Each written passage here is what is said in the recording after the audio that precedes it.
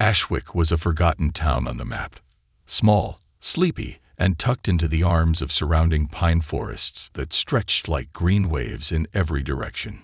Time moved slower there. The streets were cracked with age, the signs on stores faded by sun and years, and the people were steady and predictable, like the rhythm of a rocking chair on a wooden porch. Most days were uneventful, the kind of days that came and went with little difference between them. But that all changed the moment the thunder of engines rolled in from the highway. It started with a distant rumble, low and steady, like a storm gathering just beyond the hills. The townsfolk barely looked up from their coffee cups. A few shop owners peered out from their dusty windows, already knowing who was coming. The locals had seen them before, the Iron Fangs, a motorcycle club known across counties for their noise, leather, and swagger. They weren't criminals, at least not in the legal sense, but they thrived on attention. They thrived on being the loudest, boldest, and most feared presence in any place they rolled into.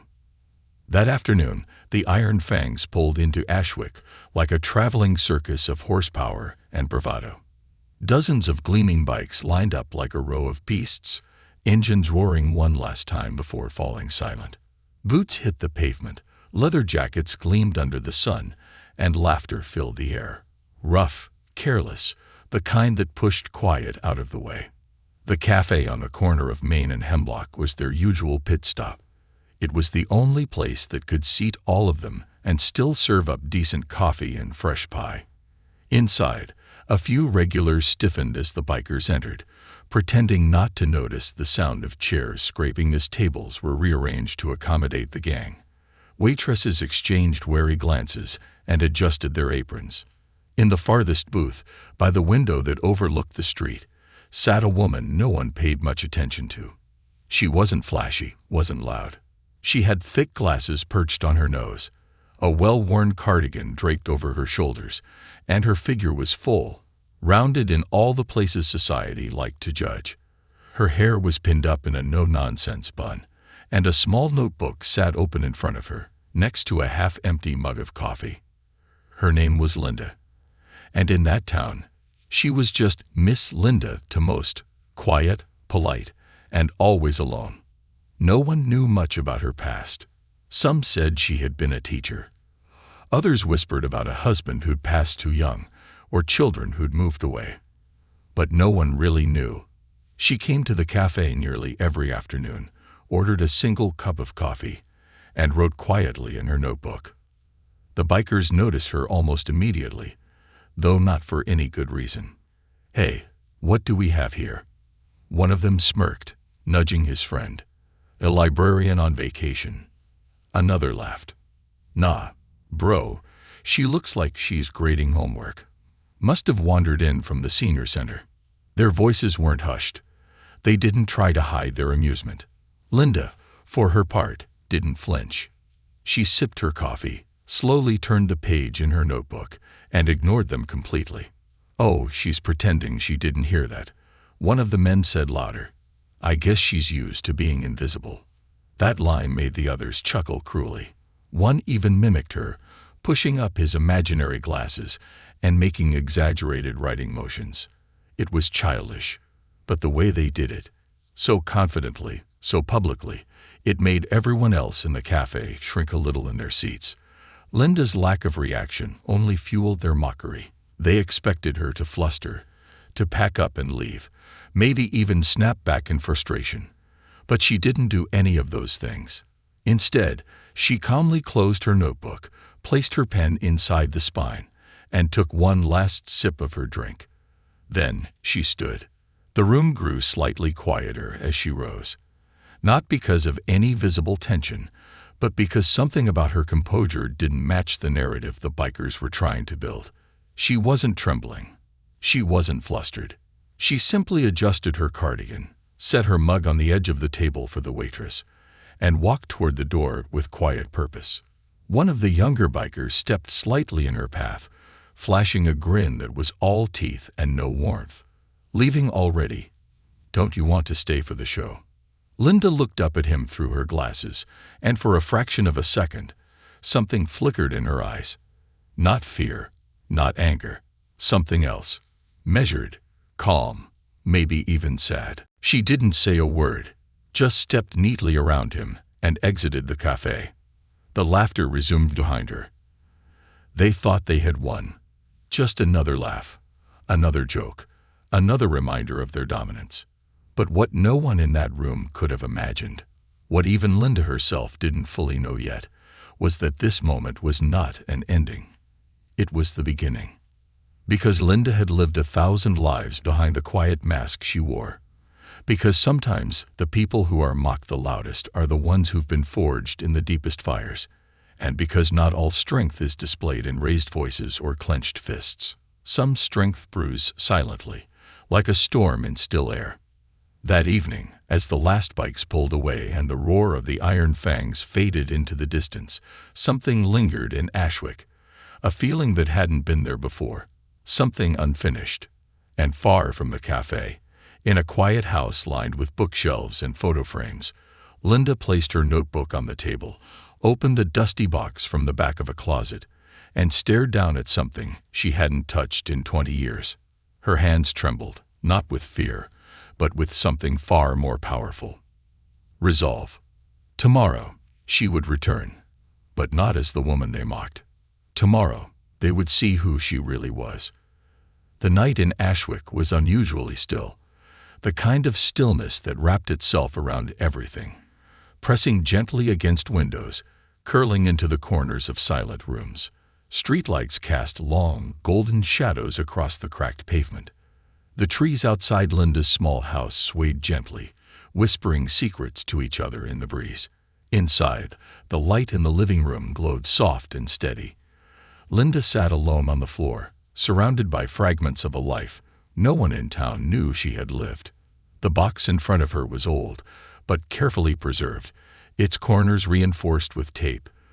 The top labeled only with the initials LJ. Inside were photographs, articles, medals, and a folded leather vest so worn it seemed it might crumble if touched too harshly. She reached for it with the gentleness of someone handling sacred objects. Her fingers traced the stitching of the eagle emblem on the back, one wing slightly torn from years of use. She hadn't looked at these things in nearly 2 decades. Not since the accident. Not since her life split in two, the before and the after. Before, she had been someone else entirely. Someone the bikers from the cafe couldn't begin to imagine. Linda Jameson, once known on circuits across the state as Steel Links, had been a legend. A founding member of one of the first all-female motorcycle clubs in the region, she had ridden with power, precision, and a fire in her chest that couldn't be dimmed. She hadn't just ridden, she led. She competed. She conquered. And then, one stormy night on a winding mountain road, everything changed. The crash had shattered more than just her bike. It fractured her life. Her best friend didn't survive. Her own injuries were extensive, multiple surgeries, months in physical therapy, and the eventual choice to walk away from the scene that once defined her. No one in Ashwick knew this. To them, she was just Miss Linda, the quiet woman in the cafe who wrote in a notebook and wore long sleeves even in the heat. But all that history, all that pain and strength and silence, lived just beneath the surface. It wasn't buried. It was waiting. She stood slowly and lifted the vest. It smelled faintly of leather and time. She held it to her chest and closed her eyes. The next morning dawned clear and bright, the kind of morning that made the town look deceptively peaceful. Dew clung to the grass, and a few early risers swept their porches, unaware that anything had shifted during the night. But shifted had. Linda didn't go to the cafe that morning. She had other plans. She drove her aging sedan, silent and unassuming as ever, out past the edge of town, down a gravel road that wound through the pines until it opened up into a clearing with a metal warehouse structure. The sign had long since faded, but she knew exactly what it had once read. Iron Ridge Motors. It was where she used to train, to tune her bike, to meet with riders from all over the state. After the crash, she closed it down and locked it away. But she never sold it. Some things you don't let go of completely. Inside, the smell of oil and dust hit her like a memory. The air was stale but familiar. Tarps covered benches and equipment. Her bike, her real bike, was tucked under a heavy canvas in the far corner. It took hours, but she worked steadily, rolling up her sleeves, tying her hair back, and setting to work like she had never stopped. Muscles that hadn't been used in years protested. Her hands trembled with strain as she tightened bolts, cleaned fuel lines, and replaced fluids. She reawakened a machine that had once been her second heart. By late afternoon, the garage echoed with the sound of a test ignition.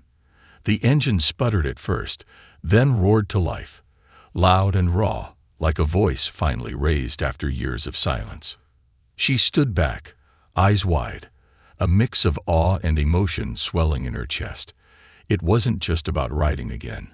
It was about reclaiming something she'd let go of out of grief and guilt, something those bikers had unknowingly stirred awake. Back in town, the Iron Fangs were still lingering. They'd taken a liking to the quiet streets and cheap beer.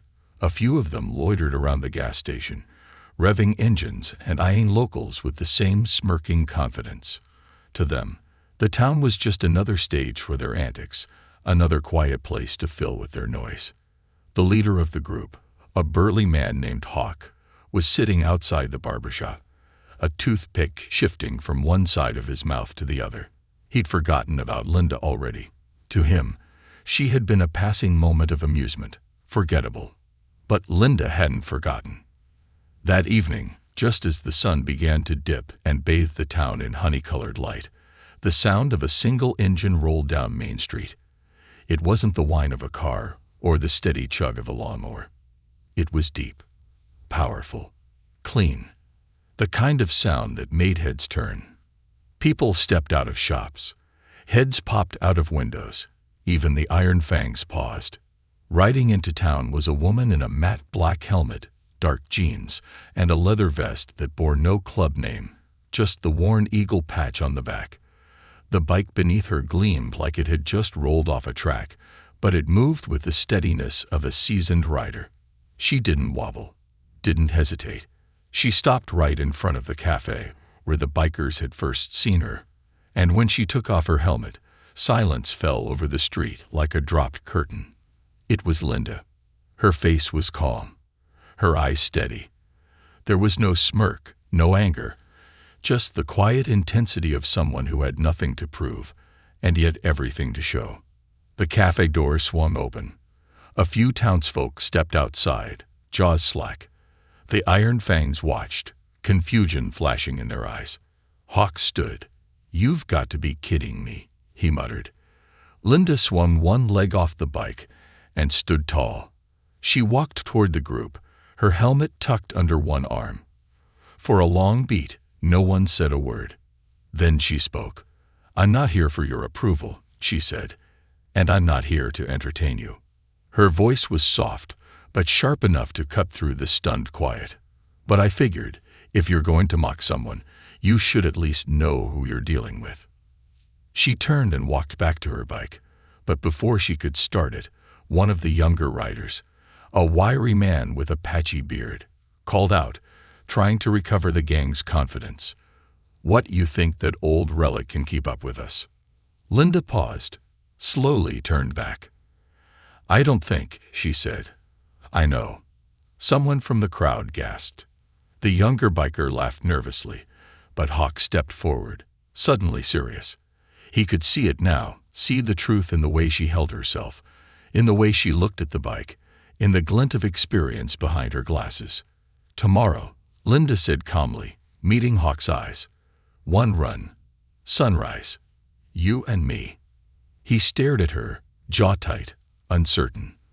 "Unless you're afraid to be outrun by a woman you thought was invisible." She didn't wait for his reply. She started her bike, let the engine purr, and rode off into the fading light, leaving behind a silence deeper than anything the town had heard in years. The sun had barely touched the edge of the horizon when the first few townspeople started to gather along the winding back road that led out of Ashwick. It was an old stretch of asphalt that hadn't seen much action in years, mostly used now by farmers, early morning joggers, and the occasional lost traveler. But today, it had a new purpose. Word had spread like wildfire after Linda's quiet challenge the night before, not just through Ashwick, but through nearby towns as well. People were curious. Whispers and questions filled the air like electricity. Was it true? Was Miss Linda really going to race the leader of the Iron Fangs? Cars lined the grass edges of the road. Families brought folding chairs, thermoses of coffee, and even hand-painted signs, unsure who they were rooting for, but excited all the same. No one could believe it. This woman, quiet, heavy-set, older, was suddenly the talk of the town. And she hadn't even tried to be. She wasn't performing. She wasn't trying to prove anything to anyone except herself. Down the road, Linda stood beside her bike, alone and focused. She had arrived before dawn, well before the crowds. She had taken a slow ride through the curves and hills she once knew like the back of her hand. She had memorized the bumps, the narrow dips, the sudden turns hidden behind tree lines. Her body, stiff and scarred from the accident so many years ago, ached with anticipation, but her hands were steady. Her heart was calm. She wore the same vest. No patches, no club name, just the eagle. Her helmet rested on the seat, and in her gloved hands she held a silver chain with a small pendant. An old coin, flattened and etched with the initials Sadal. It had once belonged to Sarah, her best friend, the friend who hadn't survived the crash. Linda kissed the coin gently, then tucked it back into her pocket. "Today's for us," she whispered. Then came the rumble. Far down the road, the Iron Fangs arrived like a storm. Engines roaring, chrome gleaming in the early light, black leather jackets whipping in the breeze. They looked like they were coming for war, but in truth, most of them were just playing a part. Loud, flashy, fast, sure, but lacking something Linda had in quiet abundance: depth. Hawk led the pack, his boots crunching gravel as he parked his bike across from hers. His eyes scanned the crowd, then landed on Linda.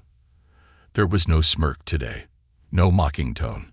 If anything, there was uncertainty behind his bravado. He hadn't expected her to show, and he definitely hadn't expected her to look so unshaken. "You really want to do this?" he asked, strapping on his gloves. Linda looked at him for a long moment, then simply nodded. "I didn't come all this way to back down." Hawk grunted, then turned to his crew. No tricks, no shortcuts, one straight run. First to the fork near Hunter's Hill Winds. The route was clear, a 7-mile stretch that ended at a wide Y-shaped turnoff with a billboard for an abandoned amusement park. It was a known local racing spot from years ago, now mostly forgotten. Perfect for a showdown no one would forget. A young man from town, Max, a high school senior who volunteered to wave the flag, stood in the middle of the road. He raised a white cloth, hands trembling just a little from the excitement. Engines revved. The air tightened. Everyone leaned forward. The flag dropped. They launched like rockets. For a split second, the crowd fell silent, watching the dust cloud swirl in their wake. Then came the cheering. Hawk immediately took the lead with brute acceleration, his massive bike devouring the road. But Linda stayed close, her form tucked perfectly, her movements smooth and controlled. Her bike was smaller, older, but she knew exactly how to handle it. Every curve, every rise, she leaned into with precision born of decades of experience. The first mile was Hawk's. He laughed, thinking she was already losing ground. By the 3rd mile, she was even. By the 5th, she was ahead, just barely, but enough for him to notice. Panic flickered in Hawk's chest. He pushed harder, twisting the throttle, forcing his bike to respond with a speed it wasn't built to sustain for long stretches. His handlebars wobbled slightly. His back tire skidded at a corner. He was fast, but he wasn't smooth. Linda, on the other hand, rode like she was dancing with the wind. Her breathing was steady, her focus absolute. The road welcomed her. She wasn't just riding the asphalt. She was remembering it, reclaiming it. Behind them, the other riders and townspeople followed in trucks, dirt bikes, and cars, careful to stay clear of the race itself. Everyone watched as the impossible unfolded before their eyes. Then came Hunter's Hill. It was a long incline with a sharp S-curve that had claimed more than a few reckless riders over the years. It was also the site of her accident. For a heartbeat, Linda's breath caught. The trees blurred. Her mind flashed to twisted metal, to screaming tires, to Sarah's last look. She almost faltered. Almost. But she didn't. Instead, she whispered again, "This is for us," and leaned into the curve with fearless grace. Hawk tried to match her, but came in too hot. His back wheel skidded, forcing him to correct mid-turn. It cost him precious seconds. By the time he recovered, Linda was already roaring toward the finish. Steady, powerful, unstoppable. She crossed the fork with a triumphant roar, her bike slicing through the air like a blade. The crowd, arriving seconds later, erupted in cheers. Children on shoulders screamed her name. Old men clapped. Women wept. Linda slowed to a stop, turned, and faced the arriving pack. Hawk pulled in behind her, breathless, his pride deaded, but his eyes wide with respect. He walked over, helmet under his arm, and nodded. "Guess there's more to you than we saw." Linda smiled, not smug, not bitter, just calm. "There's more to everyone if you bother to look." Then, quietly, she turned and rode back into town. Not to fanfare, not to glory, but to peace. Behind her, the world was different. The Iron Fangs would leave town not as victors, but humbled. The people of Ashwick would remember her not as just Miss Linda, but as a woman of quiet power, resilience, and grace. The kids in town would grow up telling the story of the day a forgotten road became the stage for something unforgettable. And Linda, she didn't need applause. She just needed the wind, the road, and the memory of who she truly was. The next morning, the quiet hum of Ashwick was anything but usual. There was a kind of reverent stillness in the air, the kind that settles in a town after something unforgettable has taken place. People walked a little slower, spoke a little softer, and for once, no one had a complaint about the weather, the taxes, or the potholes on Main Street. Instead, everyone was talking about her, Miss Linda, but not in whispers or behind hands as they once had. Now there was awe in their tone. Pride, even. The woman they had always seen but never truly looked at had somehow become larger than life overnight. Linda, though, hadn't changed a bit. She was up early, as usual, tending to her garden, feeding the birds, and drinking her coffee out of the same chipped blue mug she'd used for years. To her, life had always been about small routines, little acts of love that helped keep her grounded. The race had been a reckoning, yes, but not just for others. It had been for her, too. A reclaiming of her past, a quiet nod to her younger self, the fearless girl with wind-tangled hair and oil-streaked hands who once burned down highways with nothing but a dream and a full tank of gas. But something had changed, even if she didn't chase it. By mid-morning, her front gate creaked open. A soft knock echoed against her screen door. When she answered it, she found Emily Carter, the town's high school teacher, standing nervously with a stack of papers clutched to her chest and a hopeful look in her eyes. I hope I'm not intruding," Emily stammered. Well, the kids at school couldn't stop talking about you, and I was wondering if, maybe, you'd consider coming to speak to them." Linda blinked, startled. "Me? Speak?" Emily nodded. "They look at you now like you're a real-life superhero, but I think they need to hear your story. The real story. About the accident. The years after. The silence. And yesterday. All of it. They need to know what resilience looks like." Linda hesitated, not because she didn't want to help, but because she wasn't used to being seen. She had spent so long fading into the background that the idea of standing before a group, being vulnerable again, made her stomach twist. But then she thought of the kids, of how many of them, like her, probably carried dreams buried under layers of fear, self-doubt, or judgment. So she said yes. That Friday, Linda stood in the gymnasium of Ashwick High, a single mic in front of her and rows of expectant, wide-eyed students before her. She wasn't polished. She didn't come with a PowerPoint or an inspiring soundtrack. She just spoke. She talked about being young and bold, of how she and Sarah had started racing before they were old enough to vote. She talked about how they built their bikes from junkyard scraps and slept under the stars. About freedom. About friendship. About how one mistake on a curve in the rain had taken it all away. She didn't sugarcoat the pain. She told them about the depression, the guilt, the shame of surviving when her best friend hadn't. About how she gave up riding for years because she believed she didn't deserve to be on the road again.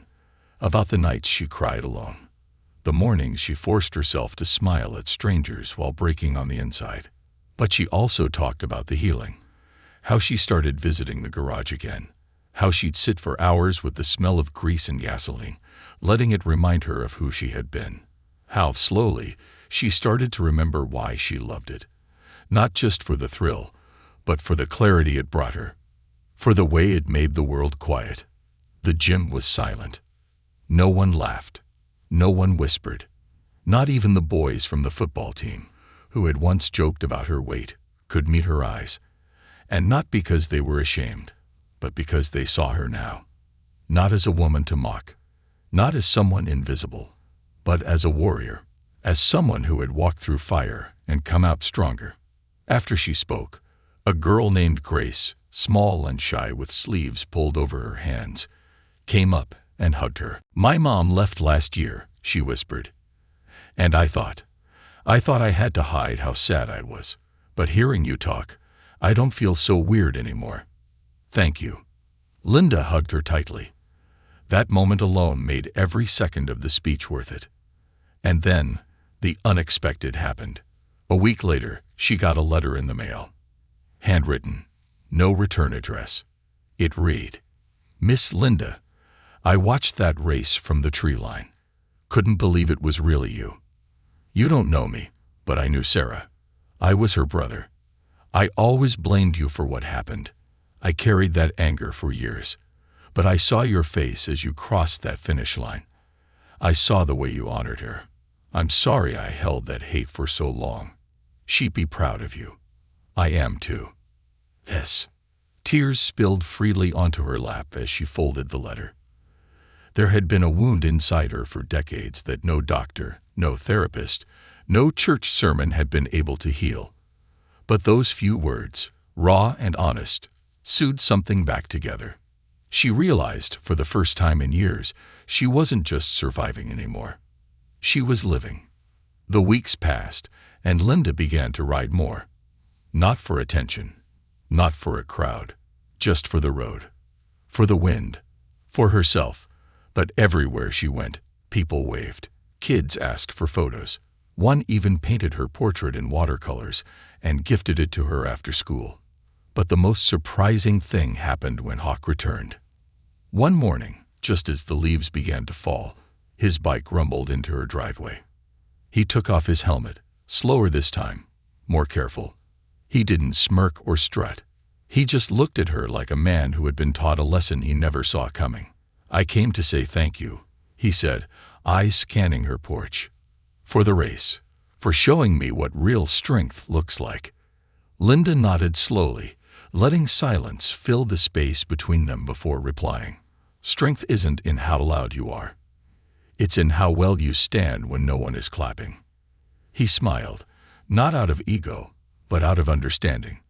And then he handed her a jacket. Black leather. Brand new. Simple. But on the back was something different. Not an Iron Fangs logo. Not a biker club name. Just a stitched phrase in bold silver thread. "Silent Thunder. For you," he said. "You ride like a storm no one hears coming." She held it, fingers trembling. Then smiled. A real, wide, unashamed smile. "I'll wear it with pride." And she did. The road that stretched out beyond Ashwick now felt like a lifeline, an unbroken ribbon of possibility. Linda rode it with the grace of someone who had nothing left to prove, but everything still to feel. Each turn of the wheels beneath her was a whisper to the past and a declaration to the present. She no longer clung to silence or hid in shadows. The world had opened its eyes to her, and more importantly, she had opened her eyes to herself. But as life often goes, with peace came another ripple. One early evening, as orange sun spilled across the asphalt and shadows stretched long, Linda found herself parked outside a roadside garage near a neighboring town. Her old Triumph had started making a strange noise, subtle but familiar, and she didn't want to risk pushing it too far. The garage looked quiet, almost deserted, but an old bell chimed when she pushed the door open. Behind the counter stood a man no taller than 5'7", with grease-stained hands and a squint that came not from age, but from a life spent under hoods and an engine maze. His name, she learned, was Marvin. He was younger than her by at least a decade, but carried the weariness of someone much older. Still, his eyes lit up when he saw her bike. "She's a 67, right?"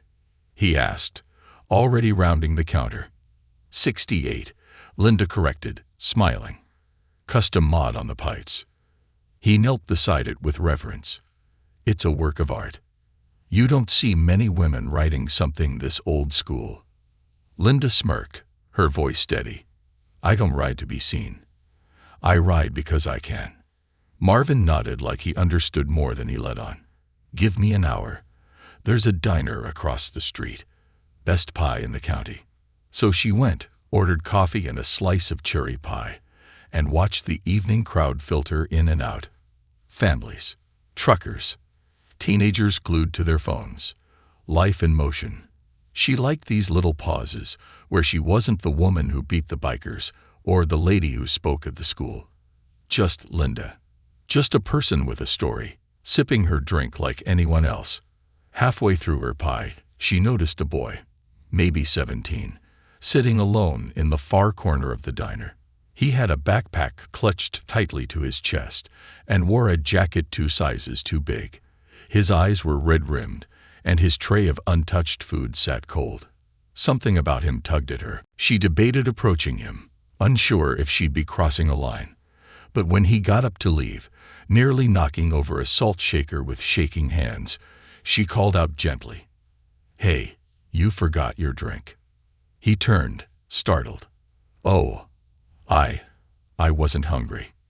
Linda didn't push. She just gestured to the seat across from her. "Want to sit for a minute? Sometimes company makes things easier." The boy hesitated. Then, slowly, he slid into the booth. They sat in silence for a moment, the hum of the diner surrounding them. "I'm Miles," he finally said. "I don't usually talk to strangers." Linda smiled softly. "That's okay. I don't usually talk to kids in diners either." He laughed, just a little. It was brittle, but real. Bit by bit, Miles began to open up. His mother had passed away the year before. His father, a man Linda could tell by his tone was more shadow than parent, had kicked him out 2 weeks ago. Since then, he'd been couch hopping, spending nights in shelters, doing whatever he could to stay afloat while finishing his last year of high school.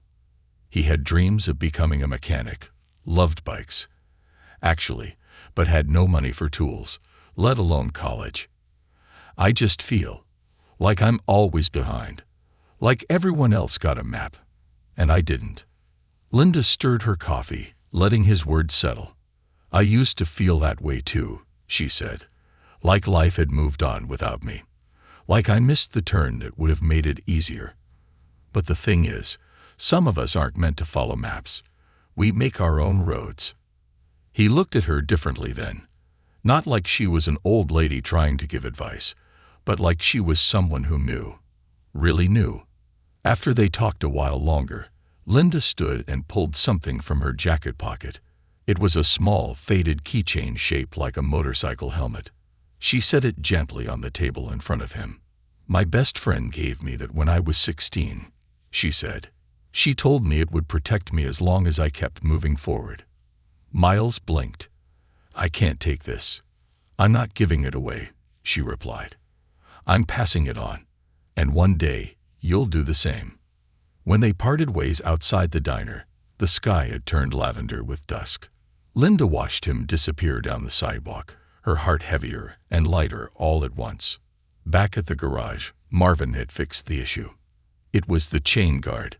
Loose bolt. Nothing serious. She paid him and thanked him, but just as she was about to leave, he asked something unexpected. "You ever think about teaching?" Linda raised a brow. "Teaching? Yeah," he shrugged. "I've got this community center a few towns over. Kids like Miles show up all the time, wanting to learn. We teach basic mechanics, but what they need more than tools is belief. Someone like you. You could change lives." It hit her then, that maybe her comeback, her story, her pain and triumph was never meant to end at the finish line. That maybe, just maybe, her real race was just beginning. She agreed to visit, and soon enough, Linda became a fixture at the center. She taught kids how to rebuild engines, how to patch tires, how to respect machines, not just for their power, but for the stories they could carry. And slowly, the kids began to change. They stood taller, listened better, believed harder. One day, while packing up tools after a session, she found a note taped to her toolbox. "Miss Linda, you don't know it, but you saved me. I thought no one saw me, but you did. I want to ride someday like you. Not to run away, but to move forward. Thank you for teaching me how to begin." See. Linda folded the note with care and placed it in her leather jacket, the one that now felt like a second skin. The one that had come with a name that, over time, had spread far beyond Ashwick. Silent Thunder. Not because she was the loudest, not because she had something to prove, but because sometimes the quietest storms leave the deepest impact. The months that followed seemed to carry Linda forward like a gentle stream, each day winding into the next with quiet purpose. She had come to appreciate the rhythm of it. This life of teaching, of giving, of not rushing, but simply being present in every moment that passed. The kids she mentored at the community center grew stronger, more confident, each one leaving a lasting imprint on her heart. But there was always a feeling, like a call she couldn't quite ignore, that she was still missing something.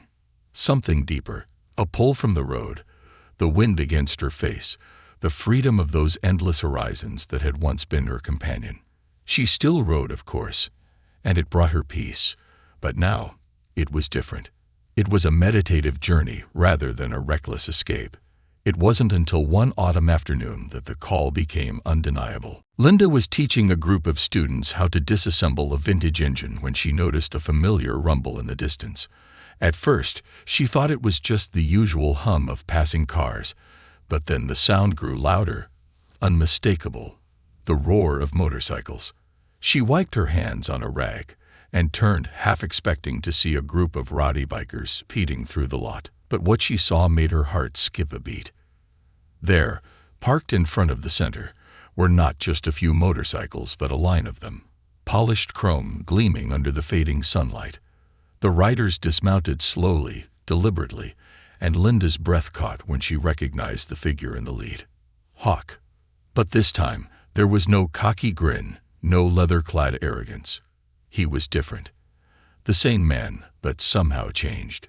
He walked toward her, his steps purposeful but measured, as though the ground beneath him was still new. When he reached her, he didn't offer a handshake or a joke. He just stood there, the weight of the moment settling between them like a silent agreement. "I've been riding a lot," he said, his voice lower than usual, like he was choosing his words carefully. "But it doesn't feel the same. Not without a purpose." Linda said nothing, just watched him with a quiet understanding. Hawk's transformation had been gradual, but it had been real. She could see it in his eyes, the way he no longer wore his pride as a shield, but as a quiet strength. "I wanted to apologize," he continued, his voice cracking slightly, "for the way we treated you that day, and for what we turned our backs on after. I didn't understand, not truly. But I do now." Linda tilted her head, looking at him with a mixture of surprise and something softer, maybe sympathy, maybe gratitude. She had no intention of holding on to the past. She had long let go of the bitterness that came with being mocked, belittled. But there was something raw in his admission, something that spoke to the lessons they had both learned over time. "You've come a long way," she said quietly, her gaze searching his face for the man she had once only seen as a biker. Now she saw someone far more complex, someone who had found their own redemption in the midst of the chaos they had created. Hawk nodded, but instead of walking away, he motioned to the other riders who had gathered near the bikes. They were all watching, waiting, as if Linda held the key to something larger than just a conversation. "I want you to meet my brothers," Hawk said, his voice steady now. "We're not just a club anymore. We're a movement." Linda raised an eyebrow. "A movement?" "Yeah," he replied. "A movement of people who've forgotten how to live for themselves, who need to find their way back. We're starting a new chapter. A chapter where we show others what it means to break free, whether it's on a bike or in life." Linda took in his words, feeling the weight of their significance. She had no illusions about the road ahead. There were still struggles to come, still moments of doubt, still people who would challenge their decisions. But something about what Hawk said resonated deeply with her. She, too, had been on a journey of rediscovery. And perhaps now, they were part of a bigger story, one that went beyond just the two of them. "Well," Linda said after a long pause, "if you're serious about this, you'll need more than bikes and leather. You'll need something that people can believe in. Something that doesn't just look strong, but feels strong." Hawk smiled, the corners of his mouth lifting in something that almost looked like relief. "We know. That's why we're here. To learn from you." It wasn't what she had expected, but it was what she needed to hear. And so, with a deep breath, Linda agreed. She would teach them, show them not just how to ride, but how to live with purpose, to walk through life with conviction, and to use their strength for something greater than themselves. The following weeks were a blur of activity.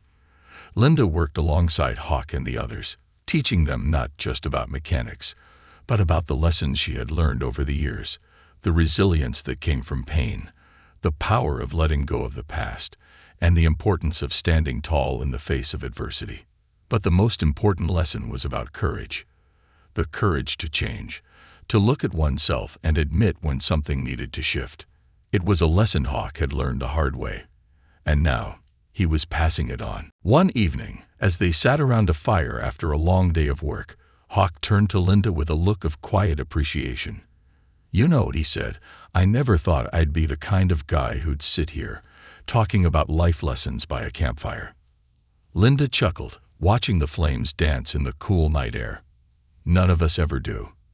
But sometimes that's exactly where we need to be."